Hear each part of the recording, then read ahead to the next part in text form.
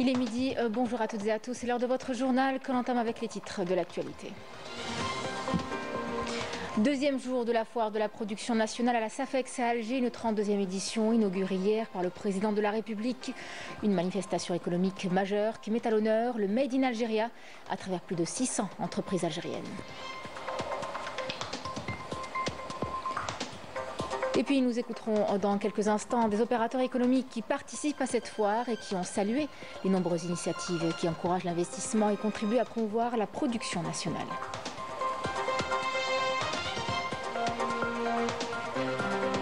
Culture du maïs à Timimoun, des agriculteurs ont redonné vie à des sols arides avec le soutien des pouvoirs publics. De quoi stimuler l'agriculture ainsi que l'économie locale, un reportage est à suivre.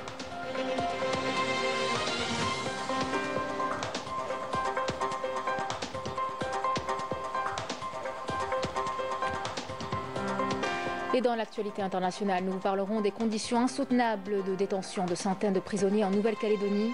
Une situation qui illustre bien loin des regards les dérives d'un système carcéral dépassé. Mesdames, Messieurs, bienvenue à vous. Le président de la République, Abdelmadjid Tebboune, a procédé hier au Palais des Expositions à Alger à l'inauguration de la 32e édition de la foire de la production algérienne à laquelle participent 600 exposants représentant différents secteurs. Placée sous le haut patronage du président de la République, cette manifestation économique d'envergure est organisée jusqu'au 28 décembre sous la supervision du ministère du Commerce intérieur et de la régulation du marché national.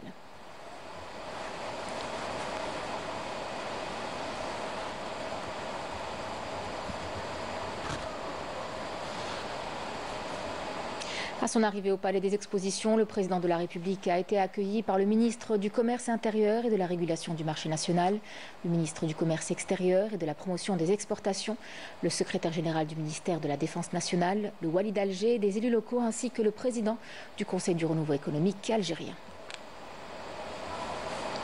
Le président de la République, Abdelmadjid Tebboune, a salué les hauts responsables de l'État qui étaient à son accueil, à leur tête le Premier ministre, le secrétaire général de la présidence de la République, avant de suivre un exposé sur le bilan des activités des entreprises et des sociétés économiques algériennes entre 2020 et 2024.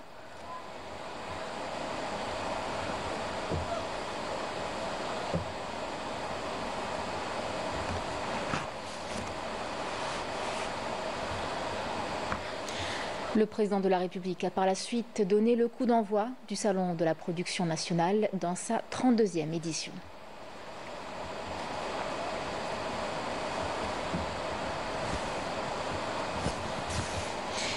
Le président de la République, Abdelmadjid Tebboune, a par la suite visité les différents stands des sociétés prenant part à cette 32e foire de la production algérienne, dont il a présidé l'ouverture hier.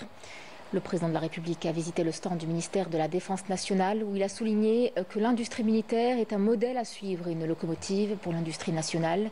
Il a également visité plusieurs entreprises relevant de ce ministère, telles que l'entreprise des réalisations industrielles, l'entreprise de construction et de réparation navale, l'entreprise de construction d'avions, l'entreprise de textile industriel et technique, les transmissions, le groupe de promotion d'industrie mécanique, ainsi que les industries mécaniques, de même que la base centrale logistique. Se rendant au stand du Conseil du renouveau économique algérien, le président de la République a insisté sur la nécessité de l'entrée en service du guichet unique avant janvier 2025, précisant que l'investisseur doit se rendre uniquement au guichet unique. Le président de la République a également visité le stand de C'est Bon où plusieurs explications lui ont été données sur les différents projets de cet opérateur. Au niveau du stand du constructeur automobile Fiat, le président de la République s'est également enquis de l'évolution de sa production, affirmant que l'Algérie aspirait à développer une industrie automobile comprenant la sous-traitance dans la pièce détachée et d'évoquer dans ce cadre la possibilité pour les opérateurs économiques d'engager des investissements adaptés aux besoins de la société. Le président a également visité le stand de l'opérateur Condor. Sur place, des explications lui ont été données au président de la République sur les perspectives de développement de cette entreprise dans le domaine de l'électroménager et ses projets visant à conquérir des marchés à l'échelle internationale. Lors de l'exposé présenté par le ministre du Commerce intérieur et de la Régulation du marché national au président de la République, il a été question des principaux chiffres réalisés, notamment ceux concernant le tissu économique national. On écoute Taïeb Zetouni.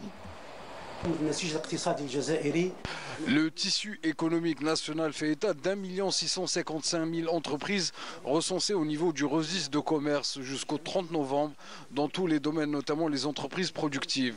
Nous comptons 2 300 000 commerçants, mais les secteurs productifs comptent 1 555 000 entre production et services, pour un total de 15 secteurs d'activité et 480 indices qui assurent leur service au marché national.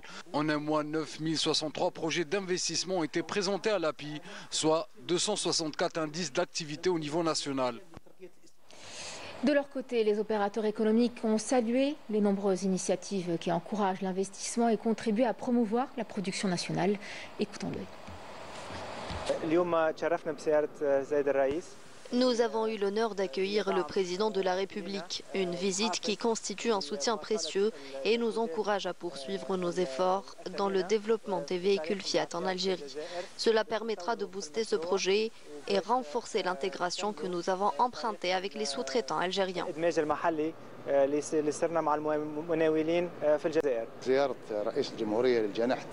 La visite du président de la République à notre pavillon a été un grand honneur et un soutien précieux. Elle nous a insufflé une nouvelle force et une dynamique pour poursuivre notre élan et développer un plus grand nombre de produits El Morgen. Comme vous le savez, les produits El Morgen ont rencontré un franc succès sur les marchés nationaux et internationaux, ce dont nous sommes extrêmement fiers. Nous tenons à remercier tous les Algériens qui ont contribué à la promotion de ce produit, un soutien qui nous encourage à aller de l'avant. Cette reconnaissance nous a permis d'adopter une vision de développement plus ambitieuse visant à assurer la présence des produits de notre marque sur tous les marchés internationaux.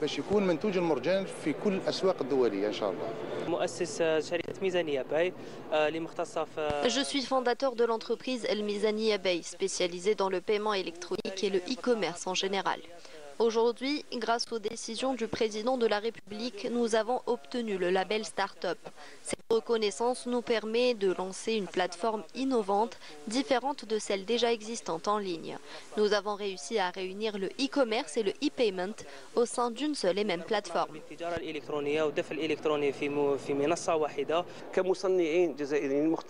En tant qu'industriel spécialisé dans la production d'électroménagers, nous avons accompli un développement remarquable avec un taux d'intégration dépassant les 75% et une main-d'œuvre 100% algérienne, ainsi qu'une expertise internationale et une technologie de pointe. Cela représente un nouvel essor pour développer ce secteur dédié au mobilier domestique et hôtelier. Aujourd'hui, nous avons décidé de lancer de nouveaux projets dans la fabrication de sièges pour véhicules, un domaine que l'entreprise envisage d'explorer prochainement. Le climat des affaires en Algérie connaît une amélioration continue, notamment en matière de fiscalité, d'imposition et d'exonération. Cela constitue une incitation importante pour les entreprises à réaliser davantage d'investissements, à se développer et peut-être même augmenter nos exportations.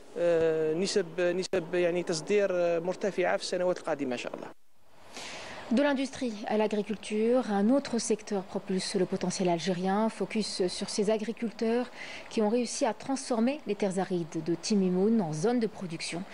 Aujourd'hui, les champs de maïs s'y étendent à perte de vue. Ces agriculteurs ont redonné vie à ces sols avec le soutien des pouvoirs publics. De quoi stimuler l'agriculture et donc l'économie locale. Un reportage de Maïm Damis. Nous sommes à Timimoun, plus précisément à Ougrout.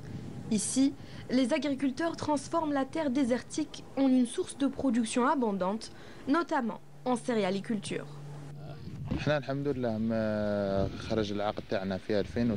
Nous avons obtenu le contrat de concession en 2016. Au départ, la terre était aride. Nous avons débuté avec peu de moyens. Mais aujourd'hui, grâce aux décisions du président de la République, nous avons bénéficié de nombreuses facilitations, notamment en ce qui concerne le raccordement au réseau électrique.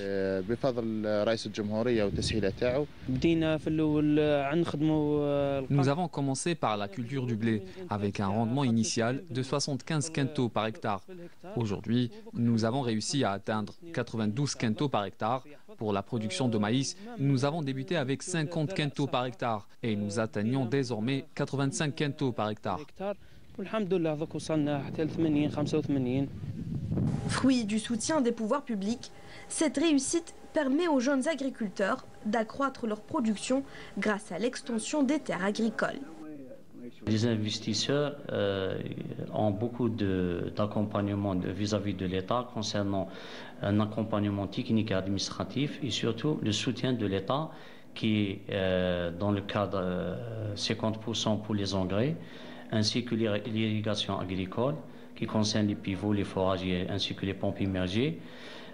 Sans parler que l'État a misé sur le stockage des céréales. On a au niveau de Timimoun 9 hangars. Les terres agricoles ont été aménagées et les actes ont été délivrés aux bénéficiaires. À Timimoun, l'agriculture traditionnelle couvre une superficie estimée à 11 000 hectares. Il est à noter que d'année en année, les superficies cultivées, notamment pour les cultures stratégiques, continuent de s'étendre. Récemment, un partenariat algéro-italien a été mis en place pour exploiter 36 000 hectares dédiés à ces cultures.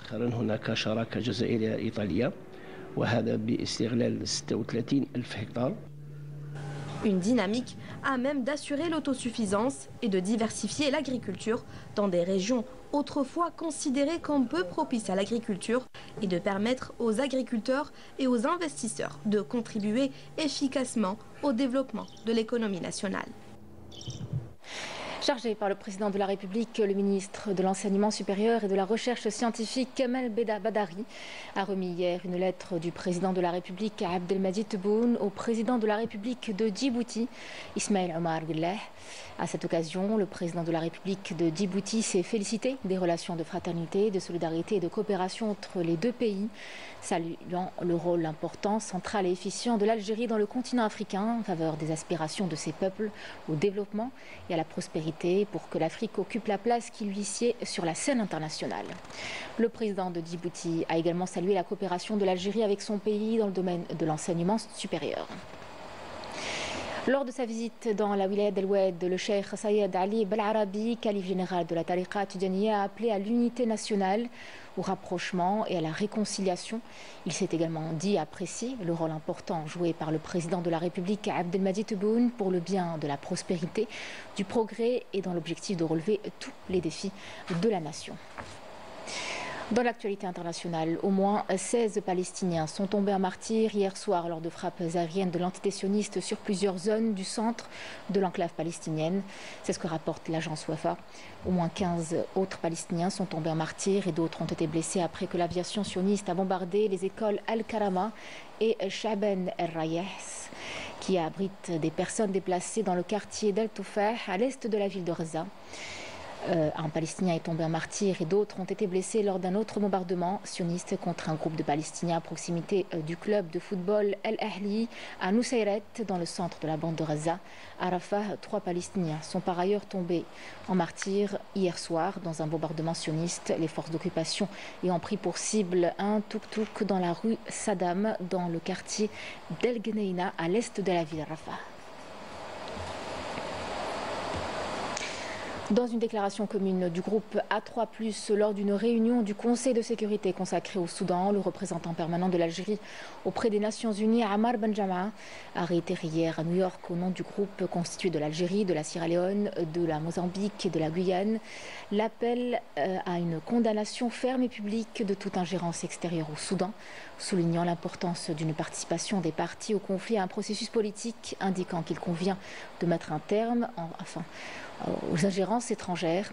Le diplomate algérien a estimé qu'en dépit des efforts déployés par le Conseil de sécurité au cours de l'année 2024 pour contribuer à la désescalade des tensions et rassembler les parties autour de l'accord d'un cessez-le-feu, le monde est encore témoin d'une détérioration continue de la situation sur le terrain. Le représentant permanent de l'Algérie auprès des Nations Unies, Ammar Benjama, a toujours appelé hier à New York à la mise en place d'un cadre contraignant pour prévenir le mauvais usage de l'intelligence artificielle militaire qui serait en violation du droit international et du droit humanitaire, mettant en avant la stratégie africaine visant à mettre l'IA au service de la paix et de la sécurité. Je vous invite à l'écouter. L'Algérie répond à ces défis par des initiatives stratégiques alliant sécurité et développement. La stratégie nationale de recherche et d'innovation relative à l'intelligence artificielle 2020-2030 nous offre un cadre global pour développer une intelligence artificielle responsable avec le soutien du Conseil scientifique national de l'intelligence artificielle, des instituts d'enseignement et des établissements de l'enseignement supérieur spécialisés. L'Algérie a abrité en début du mois courant la 3e conférence africaine des startups ayant réuni plus de 500 startups issues de 50 pays africains, démontrant ainsi l'engagement de notre continent à des systèmes d'intelligence artificielle satisfaisant les besoins des peuples tout en respectant les exigences sécuritaires. En Nouvelle-Calédonie, le camp Est symbolise un véritable naufrage des droits humains. Derrière des murs vétustes, des centaines de détenus s'entassent dans des conditions insoutenables entre surpopulation et insalubrité. Une situation qui illustre bien loin des regards les dérives d'un système carcéral dépassé. Walid Yousfi. Lorsqu'un État qui se prétend défenseur des droits humains dans le monde bafoue les droits les plus élémentaires auxquels aspire un être humain, un constat qui résume la situation au sein des établissements pénitentiaires en Nouvelle-Calédonie. En effet, à Nouméa, le camp Est, centre pénitentiaire construit en 1927 sur les vestiges du bagne de l'île Nou, demeure une prison synonyme de souffrance. Surpeuplé, vétuste et occupé à plus de 90% par des Kanaks, il est le plus souvent décrit comme un lieu indigne par les prisonniers et certains observateurs. Gérald, un Kanak d'une trentaine d'années, incarcéré pour récidive de conduite sans permis, a décrit son quotidien dans une lettre publiée par un média électronique. Il évoque une cellule partagée avec 4 autres détenus, malgré la présence de seulement 2 lits. Des murs poussiéreux et amiantés, des rats, des cafards et un accès limité à l'eau potable. Dans son courrier, il rapporte des piqûres d'insectes, des problèmes de santé et l'impact psychologique de ces conditions. On passe 24 heures, 7 jours sur 7 dans une petite boîte de 12 mètres carrés. Jamais on n'aurait imaginé que on serait à 6, à 7 à l'intérieur, serrés comme des sardines. Les toilettes turques faisaient en même temps office de douche. Et quand c'était la période de chaleur, vous imaginez que si à l'extérieur il fait 30 degrés, ben nous, à l'intérieur, c'est un four. Alors, on ne parle pas de cafards, de rats, de moustiques. Tout ça, on cohabitait avec tout ça. D'autres témoignages similaires ont été recueillis, notamment par l'Observatoire international des prisons. Un jeune détenu évoque une cellule de 10 mètres carrés où les sanitaires, dépourvus de porte, sont séparés par un simple drap.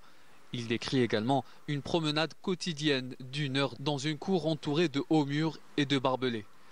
Le camp Est accueille aujourd'hui plus de 600 détenus pour une capacité de 400 places. Cette surpopulation, combinée à l'état des infrastructures, est souvent mise en avant dans les rapports des avocats et des associations. Une situation qui reflète de loin la politique d'une force coloniale à l'abri des regards de la communauté internationale.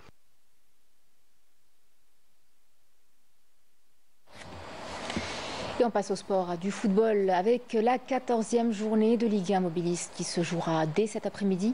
Plusieurs affiches à l'image du choc entre l'ES Sétif et l'USM Alger. Les matchs entre ces deux clubs, parmi les plus titrés du pays, ont souvent tenu en haleine les amoureux de la balle ronde. Les détails de cette journée avec Fathi Bendali.